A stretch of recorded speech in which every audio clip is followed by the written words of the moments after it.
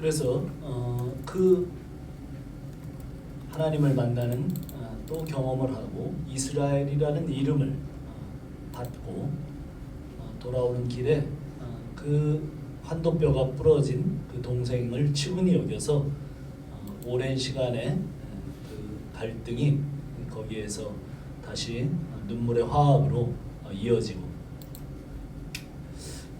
그렇지만 그가 베델로 올라가야 되는 그 이야기를 들었음에도 불구하고 그는 숫곳에서 또 그 다음에는 세겜에서 많은 시간을 지체하고 10여 년의 시간을 지체하고 있었습니다. 그때 디나 사건이 생기고 그 디나 사건이 생긴 것을 통해서 여러 가지 어려움이 생기죠. 디나 사건, 디나가 강간을 당하고 그 아들들이 그 세겜성에 있는 사람들을 기습해서 죽이고, 그런 사건들을 통해서 야곱이 이제 가나안 족속과 브리스 족속에게 악취를 내게 하였도다. 나는 수가 적은즉 그들이 모여 나를 치고 나를 죽이리니 그러면 나와 내 집이 멸망을 받을 것이다. 이렇게 또다시 또 두려움에 사로잡히는, 에서로부터 두려워서 탈출했고 도망을 했고, 또 라반이 두려워서 또 하란에서 도망을 했고, 드디어 세겜에서 또 그 모든 가나안 족속들이 두려워서 이제 도망을 해야 되는 처지에 놓이게 된 것이 우리가 지난 시간 34장까지의 이야기였습니다. 자, 그래서 결국은 베델로 올라가야 되는 거죠. 그런데 보통 때 같으면 아마 야곱은 또다시 자기의 잔머리를 아마 굴렸을 겁니다. 베델로 올라간다는 것은 가나안 족속들이 사는 가장 중심으로 들어가는 것인데, 그러면 지금 생명의 위협을 받고 있는 이 가나안 사람들로부터 아마 꼭 죽임을 당하게 되는 그런 일이므로 다시 숫곳을 통해서 다른 곳으로 빠져 가나안을 벗어나는 것이 보통 야곱의 생각일 텐데, 이번에는 야곱의 생각이 바뀝니다. 자, 우리 35장 1절 같이 한번 읽어보겠습니다. 35장 1절입니다. 시작. 하나님이 야곱에게 이르시되 일어나 베델로 올라가서 거기 거주하며 내가 내 형 에서의 낫을 피하여 도망하던 때에 내게 나타났던 하나님께 거기서 제단을 쌓으라 하신지라. 하나님이 나타나셨어요. 사실 하나님이 나타났다고 하는 것은 하나님은 항상 함께 계셨죠. 그런데 야곱이 그 음성을 무시했고 듣지 못했습니다. 이제 하나님의 음성이 들려집니다. 하나님의 임재가 이루어지는 곳이 베델입니다. 그런 의미에서 베델은 장소가 아니라 하나님의 임재가 이루어져서 그러면 그곳이 내 마음, 내 심령이 있는 베델이 되는 것이죠. 우리 가정에 하나님이 임재하시면 그때 우리 가정이 베델이 될 것입니다. 교회에 하나님이 임재하시면 우리 교회가 베델이 될 것입니다. 그러니 베델로 올라가라는 말은 하나님께서 나의 임재 가운데로 들어오라는 초청입니다. 하나님이 창조하시고 선택하시고 구원하신 목적은 하나님이 우리 안에 거하시고 싶은 것이죠. 계시록 3장 20절에는 내 음성을 듣고 문을 열면 내가 그에게로 들어가 그와 함께 먹고 그도 나와 함께 먹을 것이다. 그렇게 말씀하셨습니다. 저희 한국교회는 이것을 전도하라고 주신 말씀으로 이해를 하고 이 구절을 전도하는 데 많이 사용했습니다. 그러나 이것은 라오디게아 성도들에게 하신 말씀이죠. 라오디게아 교회가 믿음의 공동체로 교제하고 있는데 하나님의 임재가 전혀 없는 예배, 전혀 하나님의 임재가 없는 교제를 하고 있는 것에 대해서 얘들아, 내가 너희와 함께 같이 있고 싶어. 그러니 문 좀 열어라. 이렇게 호소하고 계시는 장면입니다. 내가 너희 안에 들어가서 너희의 주로, 왕으로, 구원자로 머물고 싶다는 것이죠. 그런데 이 소리가 안 들립니다. 왜 안 들려요? 그들은 부자거든요. 그들은 부자예요. 그들의 삶은 평온합니다. 사람들은 고난이 오기 전에 하나님의 음성을 귀담아 듣지 않습니다. 그런 의미에서 C.S. 루이스가 고난은 하나님의 확성기라고 한 말은 진리입니다. 그래서 성경에서 사랑하는 자에게 고난을 주시는 것으로 묘사되는 장면이 많죠. 하나님께서 베델로 올라가는 것은 야곱아 내가 너희 가운데 임재하시고 싶다는 말씀인 것이고 그래서 네가 나와 함께 와서 거기에 단을 쌓고 예배하는 자로 그리고 나의 임재 가운데로 들어와서 같이 살자고 하는 초대입니다. 여기에 대한 야곱의 반응이 이제 2, 3절입니다. 2, 3절 같이 한번 읽어봅시다. 시작. 야곱이 이에 자기 집안 사람과 자기와 함께한 모든 자에게 이르되 너희 중에 있는 이방 신상들을 버리고 자신을 정결하게 하고 너희들의 의복을 바꾸어 입으라. 우리가 일어나 베델로 올라가자. 내 환난 날에 내게 응답하시며 내가 가는 길에서 나와 함께 하신 하나님께 내가 거기에 제단을 쌓으려 하노라. 네. 야곱에게 베델로 올라가라고 말씀하시고 거기서 제단을 쌓으라고만 말씀하셨습니다.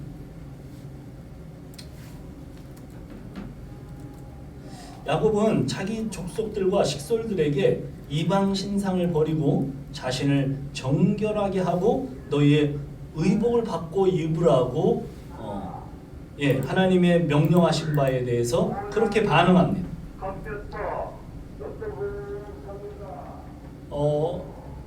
야곱은 지금 마음에 생각하기를 이제 지금까지 자기 집안을 돌이키고 자기를 돌아보기 시작했습니다. 베델로 올라가서 하나님의 집에 들어가려면 자기들이 이때까지 하나님을 믿는 사람으로 하나님과 함께한 사람으로 이스라엘의 이름을 받은 사람으로 삶은 하나님의 그 가치관 그 모든 것들을 따라가지 못하는 전혀 세상적인 자기 집안의 폭력과 음란과 더러운 것들이 있음을 보게 된 것이죠. 우리 믿는 사람들 집에 인터넷에 포르노를 본 자옥들과 그리고 또 뭐 더 너저분한 것들 그런 것들이 계속 발견되고 더럽고 추한 것들이 발견되는 그런 경험들을 지금 보게 된 것입니다. 야곱은 그래서 자기 족속과 가족들과 식솔들에게 이방 신상을 버리고 자신을 정결케 하고 너희의 의복을 받고 입으라고 합니다. 야곱이 베델로 올라가기 전에 왜 이런 이야기를 자기 가족 공동체 한 것입니까? 야곱은 알고 있는 겁니다. 이제껏 베델로 올라가지 못한 것은 하나님의 집 베델로 올라가려면 하나님과 하나님 백성밖에 거기에는 없어야 되는데 자기네는 너무나 그렇지 못한 사람들이고 또 너무나 가진 것이 많아요. 그것이 이방 신상입니다. 약 10년 전에 하란을 떠날 때 그의 사랑하는 아내 라헬이 자기 아버지 수호신 드라빔을 훔쳐서 나왔습니다. 그런데도 라헬에게 드라빔을 버리라고 한 적이 한 번도 없습니다. 야곱은 숫곳에서 또 세겜에서 하나님께 제단을 쌓고 하나님을 섬길 때 야곱의 가족들은 하나님도 섬기고 자기가 가지고 있는 드라빔 수호신도 섬겼습니다. 그래서 이방 신상들을 섬겼습니다. 한쪽으로는 하나님을 섬기는데 한쪽으로는 이방 신상들을 섬기며 마음이 쪼개질 수밖에 없었어요. 그래서 세겜에서는 엘엘로의 이스라엘의 제단을 쌓고 하나님을 섬겼어도 그것은 드라빔과 함께 섬기는 우상의 제단이었을 뿐입니다. 하나님은 그 세겜의 예배를 받지 않으십니다. 하나님의 임재를 가로막고 있는 것들을 야곱 가정에서 제하여 버리기 전에 하나님은 그 예배 받으실 수 없죠.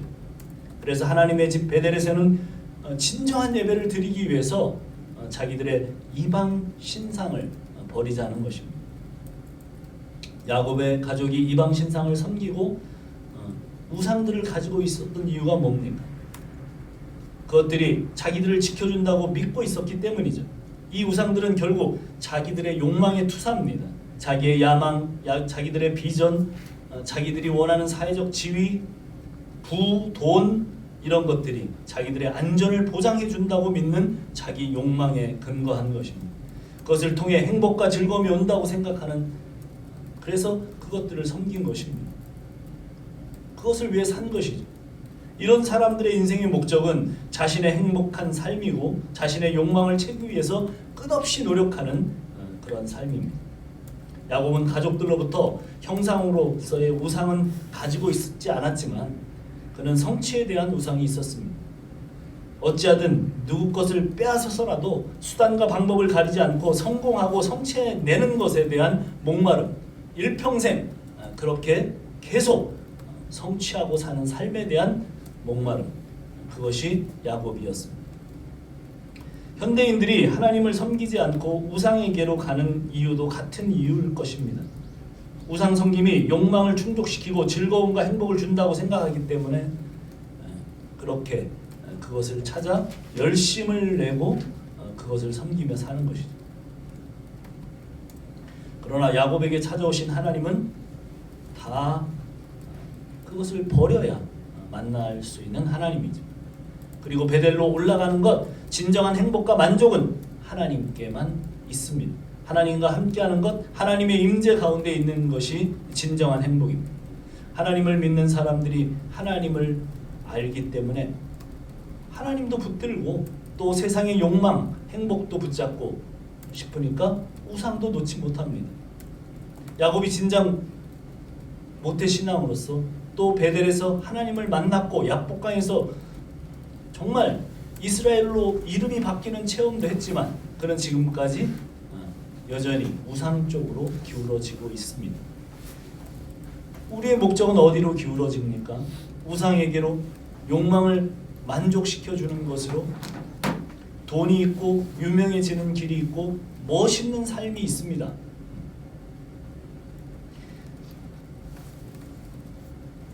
그런데 하나님도,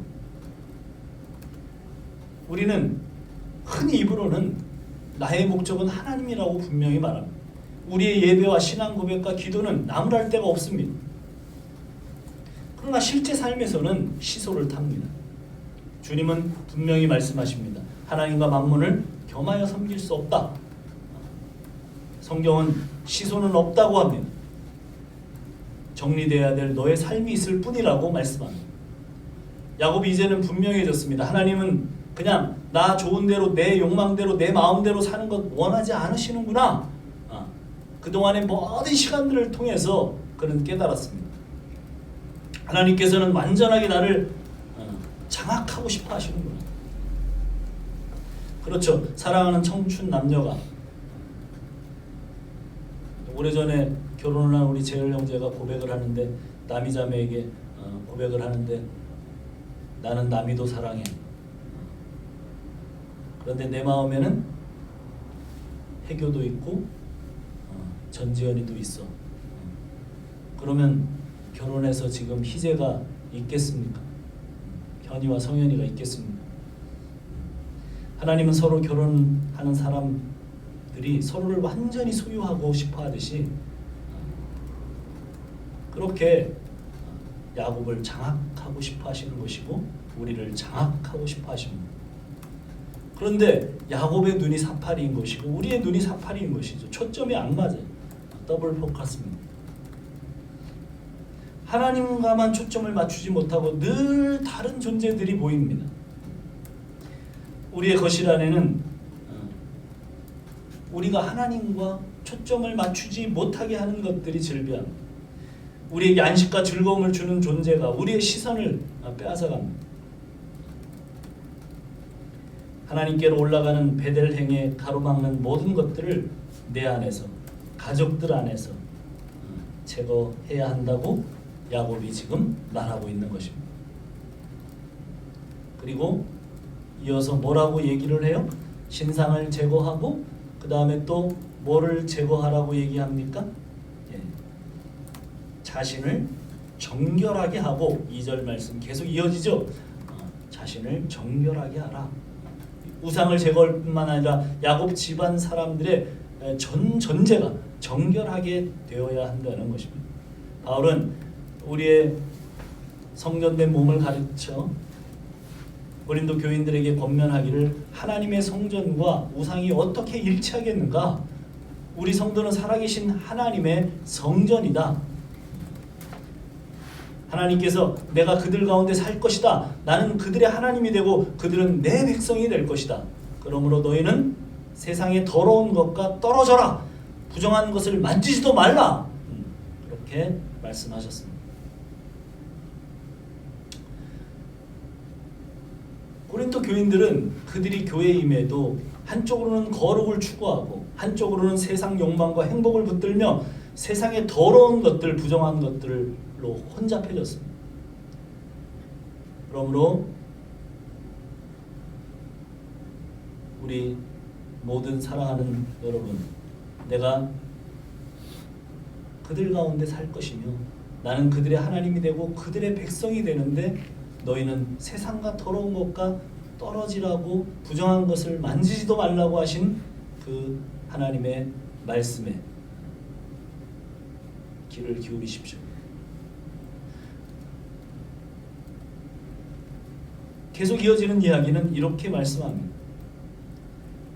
우리에게 이런 약속들이 있기 때문에 육과 영이 모든 더러움에서 떠나서 자신을 깨끗하게 하며 하나님을 두려워하는 가운데 온전히 거룩하게 되라고 바울은 계속 권면합니다. 자신을 정결하게 하고 그 다음 너희들의 의복을 바꾸어 입으라고 지금 자기의 가족들과 식솔들에게 얘기합니다. 하나님의 집에서의 삶은 생활의 방식과 삶을 바꾸라는 것입니다. 우리의 생활을 바꾸라는 것입니다. 옛 생활 방식은 타락한 생활에서 나오는 방식입니다. 세겜의 방식입니다. 반면에 새 생활은 하나님께 속한 방식입니다. 바울이 에베소 4장 22절에서 24절에 여러분 지난날의 생활 방식대로 허망한 욕심과 정욕을 떠나 살다가 없어질 옛사람을 벗어버리고 마음의 영을 새롭게 하여 하나님의 형상을 따라 의로움과 거룩함으로 지으심을 받은 새 사람을 입으라고 권면합니다. 로마서 12장 2절에는 여러분은 이 시대의 풍조를 본받지 말고 마음을 새롭게 함으로 변화를 받아서 하나님의 선하시고 기뻐하시고 완전하신 뜻이 무엇인지 분별하도록 하라고 말씀합니다. 두 가지를 집안 사람들에게 세 가지를 요청했습니다. 야곱은 자기 집안 사람에게 자기와 함께한 모든 자에게 너희 중에 있는 이방 신상을 버리고 자신을 정결케 하고 너희들의 의복을 바꾸어 입으라고 말했습니다. 35장 3절에 보니까 우리가 일어나 베델로 올라가자 내 환난 날에 내게 응답하시며 내가 가는 길에서 나와 함께 하신 하나님께 내가 거기서 제단을 쌓으려 하노라 하며 4절은 뭐라고 얘기를 합니까? 그들이 자기 손에 있는 모든 이방 신상들과 자기 귀에 있는 귀고리들을 야곱에게 주는지라 야곱이 그것들을 세겜 근처 상수리 나무 아래 묻었다고 되어 있습니다. 야곱이 하나님의 말씀을 따라가려고 하자 모든 가족들이 일사불란하게 따릅니다. 바로 전 장면만 하더라도 두 아들이 누가? 레이와 시므온이 디나 사건 문제를 놓고 아버지에게 이의를 제기하고 자기들 마음대로 일을 저질러 버렸습니다. 야곱의 의도와는 전혀 다른 행동들을 모든 그 11아들이 따라서 해버렸습니다. 그러나 지금 야곱이 하나님의 말씀을 따라가려고 하자 야곱의 가족들이 야곱의 말을 하나님 말씀처럼 듣습니다. 가장으로서 이제 그의 권위가 회복되었습니다. 뿐만 아니라 야곱은 일평생 결정 중에 가장 올바른 결정을 내렸습니다. 야곱이 이방 신상들을 가져오라고 했더니 가족들과 식솔들은 자기 귀에 있는 귀고리까지 가져왔습니다. 야곱이 세겜의 상수리 나무 아래 그것들을 다 묻어버립니다. 그런데 또 8절에 보니까 또 하나를 묻습니다. 뭘 묻어요? 8절 한번 읽어볼까요? 자, 시작. 리브가의 유모 드보라가 죽음에 그를 베델 아래 있는 상수리 나무 밑에 장사하고 그 나무 이름을 알론바굿이라 불렀더라. 예, 갑자기 리브가의 유모 드보라가 죽는 얘기가 갑자기 나오고 거기에서 장사한 이야기가 갑자기 나옵니다. 정말 뜬금없는 이야기죠. 전혀 지금 여기 맥락과 관계없는 이야기가 나옵니다. 리브가의 유모 드보라는 딱 한 번 나왔어요. 언제 나왔냐면 언제 등장을 하죠? 리브가가 하란에서 시집을 올 때 자기 유모와 함께 왔어요. 이삭에게 시집을 올 때 함께 온 그 사람 중에 유모가 있었습니다. 그가 드보라. 그런데 갑자기 여기서 야곱과 함께 있다가 야곱이 그가 죽음으로 이제 어디에서 베델에 올라가서 묻었다. 이런 이야기가 갑자기 등장을 합니다. 물론 죽었기 때문에 거기에다 베델에 올라가서 묻었겠죠. 근데 여러 가지 의미가 있을 것 같습니다. 자, 지금 모든 이방 신상과 뭐 이 모든 것들 베델과 결별해야 되는 것들은 어디에서 묻었어요? 세겜 상수리 나무 아래서 묻었습니다. 그런데 유모 드보라는 하나님의 가족, 하나님의 야곱의 그 하나님이 약속하신 너의 모든 가족들 같이 베델로 올라가게 하겠다라고 했으므로 그는 거기까지 올라가서 죽었습니다. 그가 언제 함께 하게 됐을까요? 그리고 드보라의 의미는 도대체 뭘까요? 우리는 아는 것처럼 야곱의 어머니 이 리브가는 야곱을 편애했습니다. 아버지 이삭은 형 에서를 편애했고 그 편애 정도가 어느 정도였냐면 자기 목숨을 걸고 편애를 했어요. 내가 다 책임진다. 내 목숨을 걸고 내가 책임질 테니 너는 이러이러한 일을 해라. 이렇게 하면서 야곱을 그렇게 편애했던 어머니였습니다. 늘 그는 어머니 리브가가 늘 그의 위로였습니다. 그런데 못지않게 그 어머니가 형의 그 모든 것들을 피해서 하란으로 외삼촌 집으로 가게 할 때 이렇게 약속을 했어요. 어떻게 약속을 했습니까? 내가 형의 분노가 가라앉으면 며칠 내 사람을 보내서 너를 돌아오게 할게. 이렇게 보냈어요.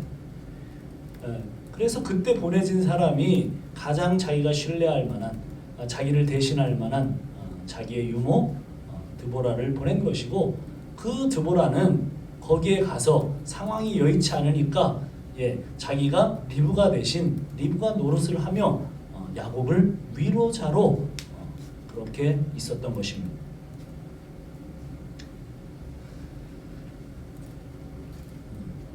그러니까 어머니 리브가는 이미 다시 가나안으로 돌아오기 전에 야곱이 하란이 있을 때 어머니는 죽고 지금 계속해서 어머니 대신 자기의 위로자가 되었을 그 드보라가 죽은 것입니다. 지금까지 야곱에게 위로의 상징과 같았던 존재죠. 그러나 이제는 베델로 올라가 진정한 예배의 자리에 영과 진리로 예배자가 되었을 때 내가 위로받아야 될 분은 하나님이시라는 거죠. 우리가 신앙이 미진할 때는 야곱처럼 하나님께 위로받는 것이 아니라 내 주변에 드보라를 둡니다. 그것이 사람일 수도 있고 사물일 수도 있고 여러 형태의 드보라를 둡니다. 예전에 한 청년 자매가 자기는 예배보다 박효신 콘서트가 더 위로가 된다고 예배를 드리지 않고 콘서트에 가야 되겠다고 갈등을 하고 있었던 그 생각이 났습니다. 어떤 사람들은 BTS 노래가 위로입니다. 어떤 사람은 드라마, SNS, 뭐 요즘은 트롯이 또 대세입니다. 울고 웃고 위로를 거기서 받습니다. 그래서 그러한 위로가 있는 한 하나님께로 가지 않습니다. 하나님께 위로를 받으려 하지 않습니다. 그것들을 보고 뭐 또 듣지 말라 그런 얘기가 아닙니다. 하나님 외에 그것에서 위로를 받고 거기에서 평안을 얻지 말라는 것이죠. 그 위로를 묻어버려야 합니다. 베델의 새 출발의 의미가 있습니다. 내가 하나님 외에 위로를 받고 있는 위로자들이 무엇인지 누군지 우리는 그것을 제해버려야 됩니다. 2021년에 그들과의 관계를 정리하십시오. 자, 6절과 7절. 그래서 야곱과 그와 함께한 모든 사람이 가나안 땅 루스 곧 베델에 이르고 그가 거기서 제단을 쌓고 그것을 엘베델이라 불렀으니 이는 그의 형의 낯을 피할 때 하나님이 거기서 그에게 나타나셨음이더라. 야곱이 드디어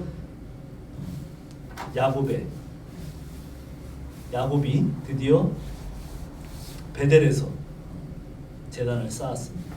야곱은 세겜에서도 제단을 쌓았습니다. 그러나 그 제단은 하나님이 받지 않으시는 예배였습니다. 지금 야곱이 베델에서 제단을 쌓고 엘베델이라고 합니다. 베델의 하나님, 하나님이 받으시는 예배, 세겜에서 엘로헤 이스라엘, 이스라엘 나의 하나님이라고 자기의 하나님, 자기 입장에서 우상과 함께 단을 쌓았던 입술의 고백만 있었던 그 세겜에서 이제 떠나서 그래서 엘베델이 됩니다. 제단은 헌신을 의미하기도 하죠. 세겜의 성도의 교제는 하나님이 없이 자기들 만족의 교제였습니다. 호의를 베풀 사람에게는 호의로 다가가고 나를 힘들게 하는 사람에게는 거리를 두는 그런 교제였습니다. 엘베델의 교제는 우리의 호불호에도 불구하고 하나님의 말씀으로 서로 권면하고 나누는 교제, 엘베델의 헌신과 교제가 회복되는 그런 교제를 누리고 헌신하는 그런 2021년으로 살아가야 된다는 생각이 듭니다. 이제 마지막 5절 4절 이야기, 5절 이야기입니다. 그들이 떠났으나 하나님이 그 사면 고울들로 크게 두려워하게 하셨으므로 야곱의 아들들을 추격하는 자가 없었더라. 자, 이렇게 베델의 결단을 내린 베델로 올라간 야곱에게 그동안 가지고 있었던 두려움, 계속되는 두려움의 연속이었죠. 그의 삶은. 에서가 두려워서 하란으로 갔습니다. 하란에서 다시 라반이 두려워서 출하란을 했습니다. 이제 그 두려움은 가장 큰 두려움으로 지금까지의 두려움은 상대가 되지 않는 두려움입니다. 가나안 전체에 대한, 족속에 대한 그 시족사회가 던져주는 두려움, 이제 나와 내 온 가족을 멸망시킬 것이라고 하는 그 두려움, 그 두려움이 이제 가득 붙들고 있을 때 예전 같으면 또 자기 머리를 굴렸을 야곱이지만 오히려 그는 베델, 가나안 족속들이 더 많이 살고 있는 가나안 깊숙한 곳으로 하나님 말씀대로 더 깊이 들어갑니다. 그렇죠. 하나님으로 인해 그 두려움이 극복된 것입니다. 하나님 말씀대로 따르는 야곱에게 예전에도 항상 그러셨던 것처럼 오늘 우리가 읽은 본문 5절처럼 모든 사면 가나안 고을로 두렵게 하셔서 야곱을 보호하십니다. 사실 야곱은 지금까지 자기가 잔머리를 써서 라반이 자기를 추격하고 자기를 죽이지 않은 것으로 생각을 하고 또 형 에서가 400명의 군사를 데리고 왔다가 자기의 선물 공세, 자기의 잔머리로 인해서 자기가 해를 당하지 않았다고 생각했어요. 그러나 사실은 우리는 알죠. 계속 하나님이 그 뒤에서 함께 하셨다고 하는 것을. 예. 그런데 오늘 이제 그 함께 하시는 하나님에 대한 확실한 확신과 그리고 그에 대한 결단을 이제 야곱은 가지고 있습니다. 이제 두려움이 극복됐습니다. 자기의 잔머리는 없습니다. 그냥 죽으라고 하면 죽는 그 사지로 깊이 들어가 버립니다. 베델로 올라가 버립니다. 그러자 지금까지도 함께 하셨던 그 하나님이 야곱을 보호하십니다. 사면 고울들로 두렵게 하셔서 그를 추격하는 자가 없도록 만듭니다. 그래서 새로운 이스라엘 공동체로 출발하는 베델 공동체를 축복하십니다. 오늘 우리 춘천 중문 공동체 안에 2021년 이 복이, 하나님이 함께 하시는 이 복이 한 사람 한 사람 우리 공동체에 가득하기를 축원합니다. 기도하겠습니다.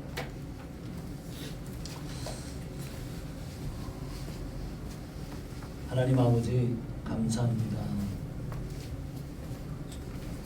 오늘도 새해 첫날 저희가 하나님 앞에 예배 드립니다.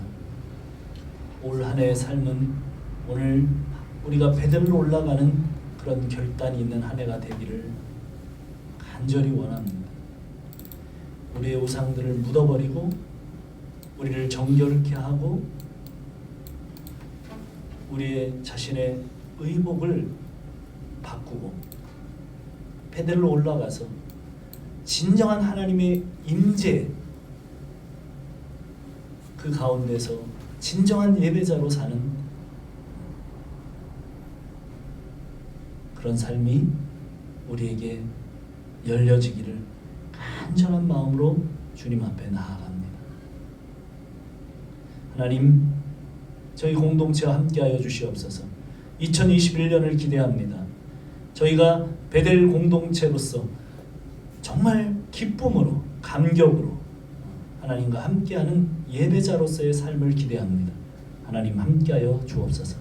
이제는 우리 구주 예수 그리스도의 은혜와 아버지 하나님의 극진하신 사랑하심, 성령 하나님의 감동 감화 교통하시는 은혜가 이제 베델을 사모하고 베델을 결단하는 우리 가족머리 위에 영원토록 함께 하실지어다.